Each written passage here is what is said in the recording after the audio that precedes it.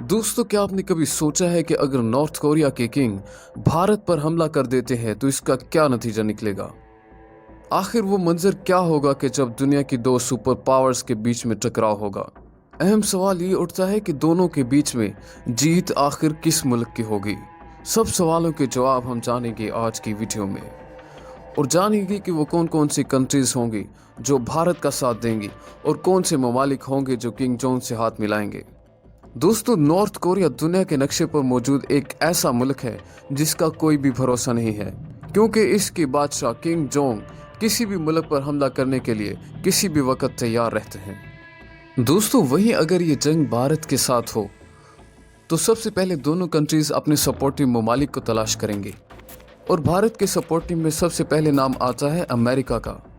दोस्तों, अमेरिका के साथ भारत के बहुत अच्छे दोस्ताना ताल्लुकात हैं। वहीं ये बात भी जहन में रखनी चाहिए कि नॉर्थ कोरिया और अमेरिका के दरमियान में अनबन चलती ही रहती है। इसी वजह से नॉर्थ कोरिया के किंग जोंग अमेरिका पर हमले की धमकी अक्सर देते ही रहते हैं। वहीं इस हाइपोथेटिकल वार में रशिया से भी उम्मीद है कि वो भी दोस्ती निभाते हुए भारत का साथ देगा, और इसराइल और फ्रांस के साथ तो भारत के ताल्लुकात वैसे ही बहुत अच्छे हैं, वो भी यकीनन भारत का ही साथ देंगे इस वार में।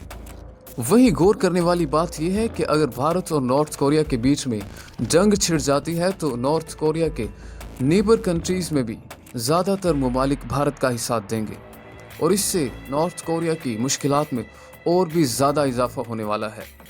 दोस्तों, नॉर्थ कोरिया दुनिया के नक्शे पर मौजूद एक ऐसी कंट्री है जिसका कोई भी भरोसा नहीं है, और अगर नॉर्थ कोरिया किसी मुल्क से जंग की धमकी दे तो उसे हल्के में लेना बिल्कुल भी ठीक नहीं होगा। जिसमें सबसे पहला नंबर आता है जापान का।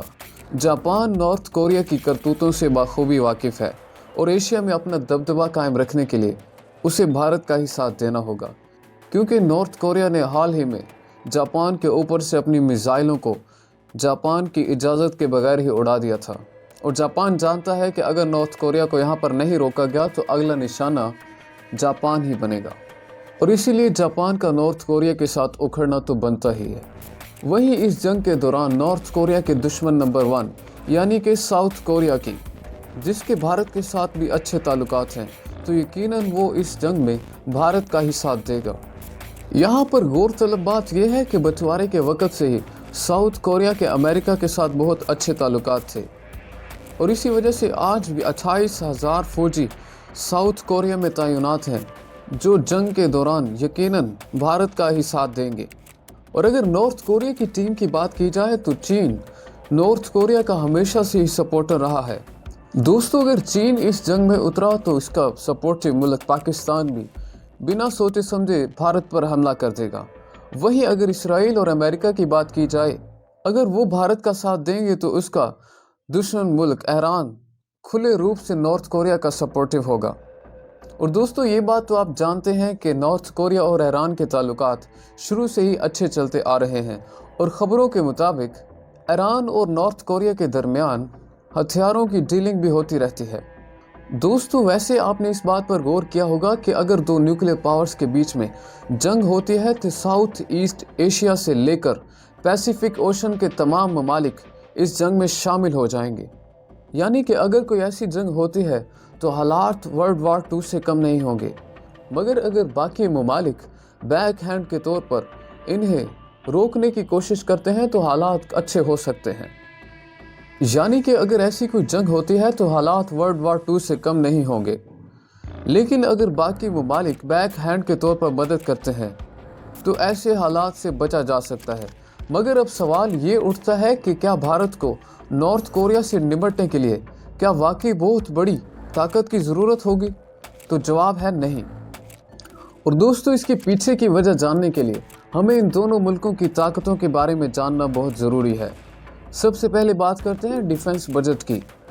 भारत का डिफेंस बजट नॉर्थ कोरिया से कई गुना ज़्यादा है। दोस्तों, भारत का डिफेंस बजट 4 लाख करोड़ का है, जबकि नॉर्थ कोरिया का डिफेंस बजट सिर्फ 1,02,000 करोड़ का है। दोस्तों, अगर एयरक्राफ्ट कंपीट की बात की जाए तो भारत के पास इसराइल, फ्रांस और अमेरिका से आए हुए लड़ाका हथियारें मौजूद हैं, जिनकी तादाद 2,000 से भी ज़ायद है, जबकि दुश्मन मुल्क नॉर्थ कोरिया के पास सिर्फ 600 से लेकर 700 तक लड़ाका तैयारी मौजूद हैं। वहीं बैटल टैंक्स के बारे में बात की जाए तो भारत का पलड़ा इस मामले में भारी है। भारत के पास 6000 से ज़्यादा बैटल टैंक्स मौजूद हैं, जबकि दुश्मन मुल्क नॉर्थ कोरिया के पास सिर्फ 1000 बैटल टैंक्स मौजूद हैं।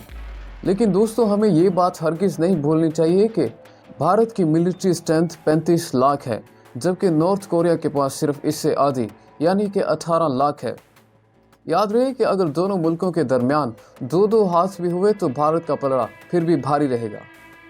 लेकिन भारत के लिए जो सबसे ज़्यादा खतरे की बात है वो है नॉर्थ कोरिया की ICBM यानी कि इंटरकॉन्टिनेंटल बैलिस्टिक मिसाइल, जिसमें सबसे बड़ा हथियार है सोनिक 15, जिसे दुनिया की सबसे बड़ी रोड मिसाइल भी माना जाता है।